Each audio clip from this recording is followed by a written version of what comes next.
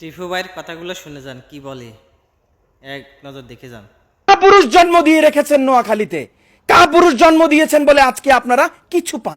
টিফু ভাই, আপনি আমার বয়সে অনেক বড় হবেন, তাই বড় ভাই হিসেবে আমি সম্মান করতে আছি। কারণ আমাদের নোয়াখালী নিয়ে আপনি একটা বাজে মন্তব্য করছেন। সেটা কি? আপনি বলছেন নোয়াখালীর ভিতরে নাকি মানে কি কাপুর জন্ম দিয়ে রাখছে। তো কথাটা কন আপনার কি ঠিক হয়েছে? তো বেঙ্গুলের বাসাত মানে ডিল মারি, এখন বেঙ্গুলের কামড় সহ্য হয় না কেন?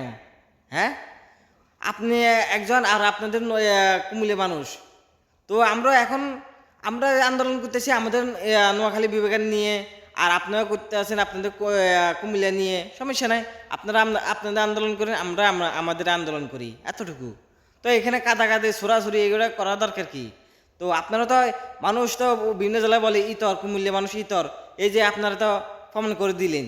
এই যে আমাদের নোয়াখালী মানুষ ঢাকা থেকে আন্দোলন করার পর আসার পর আপনারা 92,000-এ আটকা দিচ্ছেন বাসগুলা, সেটা হয়েছে?